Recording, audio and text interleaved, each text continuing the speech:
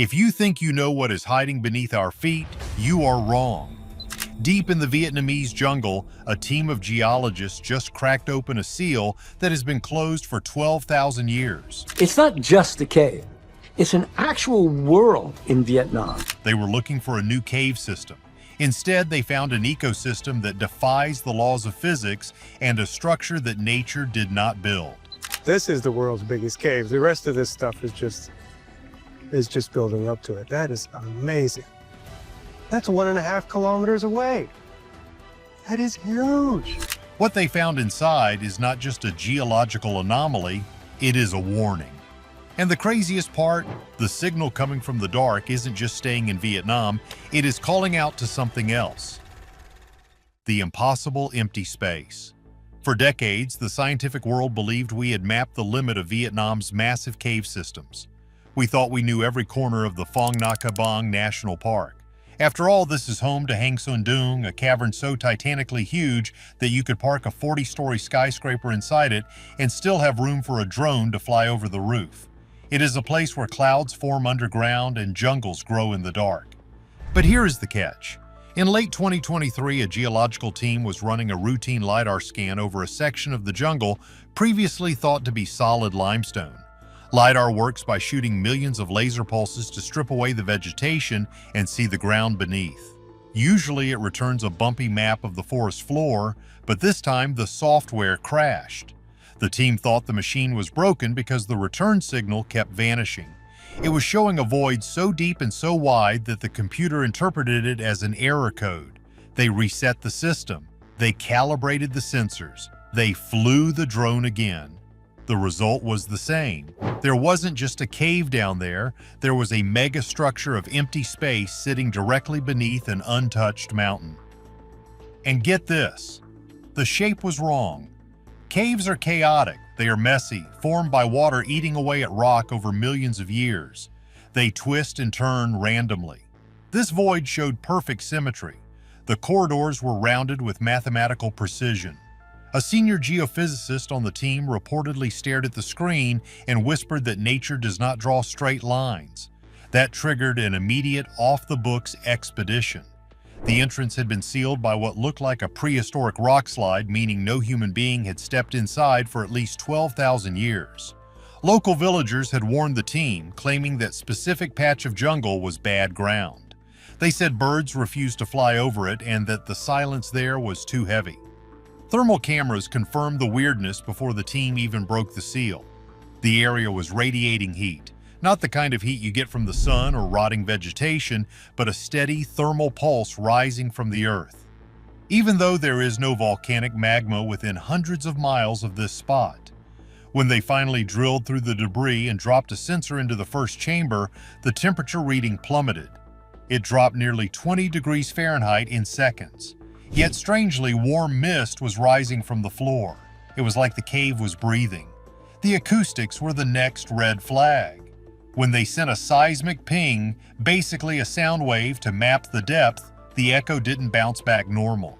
It sounded muffled. It behaved like the sound was being absorbed by something massive and hollow further down. Researchers started whispering about a dual-layer system, a rare phenomenon where two cave worlds sit on top of each other. But the measurements didn't make sense. The chamber was too perfect, too engineered. And then the sensors picked up the first anomaly that made the hair on their arms stand up. A rhythmic tremor, not a random earthquake rumble. A steady, low-frequency vibration occurring exactly every 26 minutes, down to the second. No geological process works on a clock like that. Volcanoes are erratic, tectonic plates are random. This was a metronome. Whatever was down there wasn't just a rock formation, it was active, and the team was about to drop right into the belly of the beast. The deeper they went, the less it looked like Earth. The biological nightmare. The moment the team rappelled past the initial blockage, the reality of the situation hit them. They weren't entering a cave, they were entering a trapped biosphere that evolution had forgotten. Light pierced through jagged crystalline openings in the ceiling miles above, looking like stars in a stone sky. But the light wasn't just sunlight, it was being refracted, amplified by the minerals in the rock, illuminating a landscape that looked like a movie set for an alien planet. There was an entire rainforest down there, but the trees weren't trees. They were massive fern-like structures the size of suburban houses, with leaves that were almost translucent, and sticking out of the humid soil were fungi that glowed with a faint, electric blue light. Dr. Lethe Min, the lead botanist, took samples immediately. What she found was baffling. Over 40% of the plant DNA didn't match anything in the global database. It was like finding a patch of Mars in the middle of Vietnam. One specific vine reacted to vibration. If you stepped too close, it snapped shut, curling around itself instantly. Its behavior was more like a snake than a plant. But the weather was the real what-the-heck moment. Because of the sheer size of the chamber and the temperature difference, the cave created its own clouds. But these weren't normal clouds. The team called them ghost fronts. They were thick walls of fog that moved against the airflow. Normally, wind pushes fog. Here, the fog seemed to move with a purpose. Inside these rolling banks of mist, the team's walkie-talkies would scream with static, and their laser distance measures would fail completely. It was as if the fog was electrically charged, and the sounds inside the mist were terrifying. Low thumping noises like heavy machinery operating miles away. The wildlife was just as wrong. They found cave spiders, but instead of soft bodies, they had metallic-looking exoskeletons that shimmered like oil on water.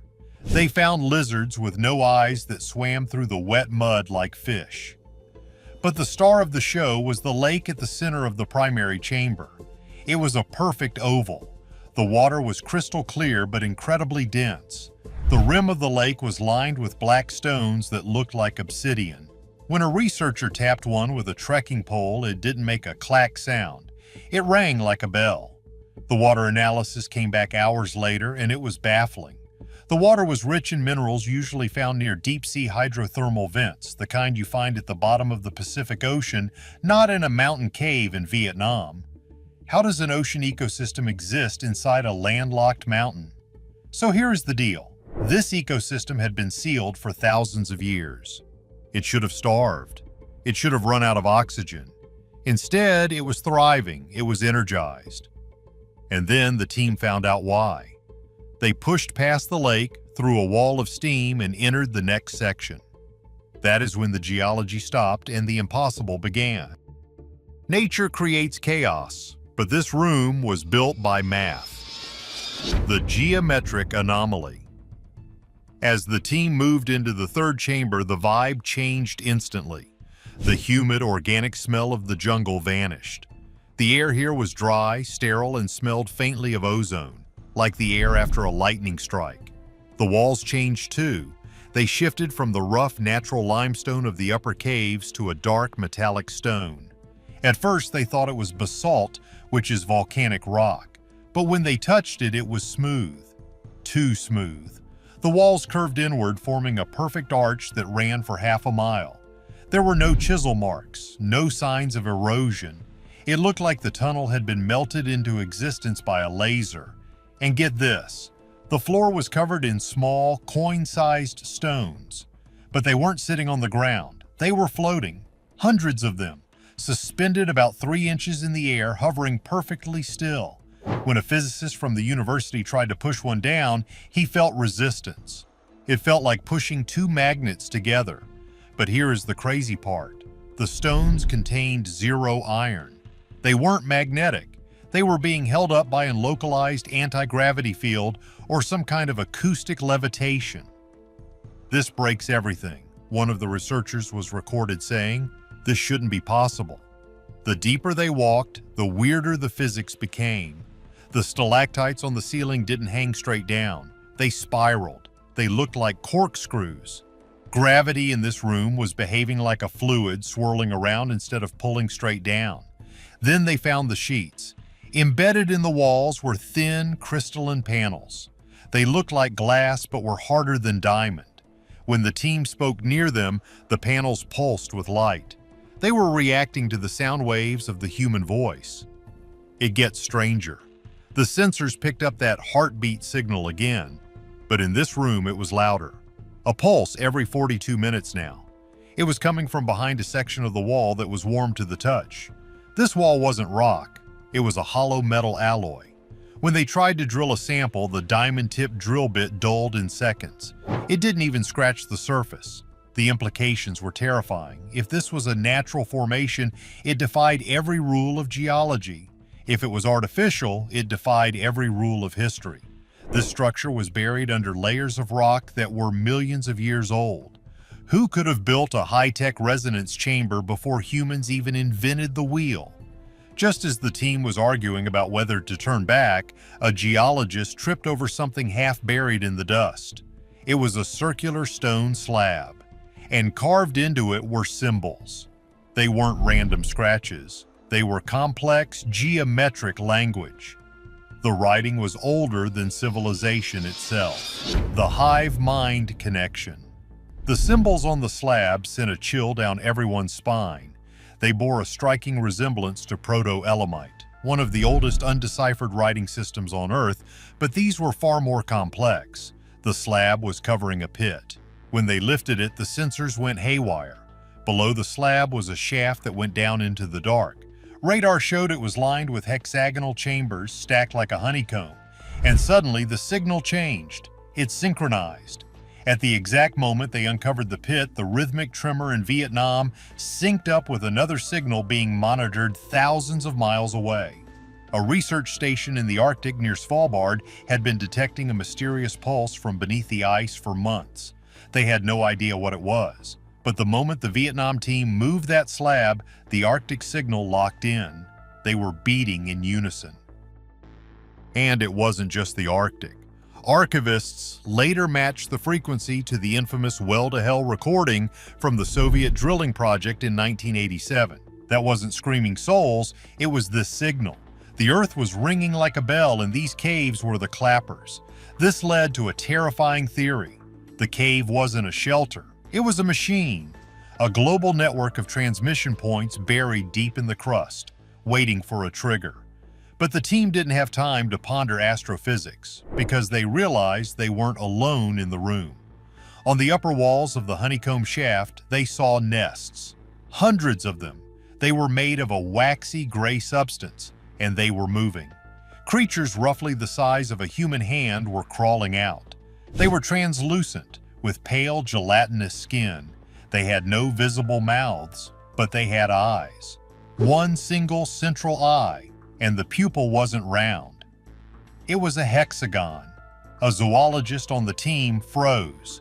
He realized that the creature's eye shape perfectly matched the geometry of the shaft. These things weren't just animals living in the cave, they were designed for it. They were biological maintenance workers. The creatures moved in perfect unison. They didn't make a sound, they just watched. One of them stopped right in front of a camera lens, tilted its head, and blinked. It was studying them. The nests had doubled in number overnight. The waxy substance was found smeared on the team's equipment. These things were reproducing rapidly, triggered by the fresh air and the movement of the slab. The team retreated. They had to. The vibe in the cave had shifted from exploration to hostile. But leaving the cave didn't stop the nightmare. The real infection wasn't biological, it was mental. The human antenna. Weeks after the team returned to the surface, the problem started. It wasn't a physical illness, it was something else. It started with the dreams.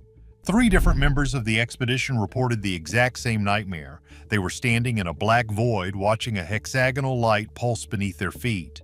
They heard a humming sound, the same F-sharp tone the cave emitted. Then came the lost time. One researcher swore he sat down for lunch at noon, blinked, and it was 4 p.m. He had no memory of the hours in between. His watch, however, showed that no time had passed. His perception of reality was glitching. Medical scans revealed something disturbing. Their brains were showing unusual electrical activity in the hippocampus, the part of the brain that handles memory and navigation. It was like their brains were trying to tune into a radio station that wasn't there. One of the engineers began drawing. He filled notebooks with complex geometric patterns, fractals, spirals, and endless hexagons. He couldn't stop. When asked what they were, he said he didn't know, but that he needed to complete the circuit. A female biologist started speaking in her sleep. Her partner recorded it. Linguists analyzed the audio. She wasn't speaking gibberish. She was using tonal shifts and glottal stops found in ancient extinct languages. She was speaking the language of the symbols on the slab. So what do you think? Is this massive global network a remnant of ancient technology, or is it something entirely natural that we just don't understand yet? And if those creatures are real, are they still down there multiplying? Let me know your wild theories in the comments below. Don't forget to hit that like button and subscribe for more mysteries unearthed. Stay curious.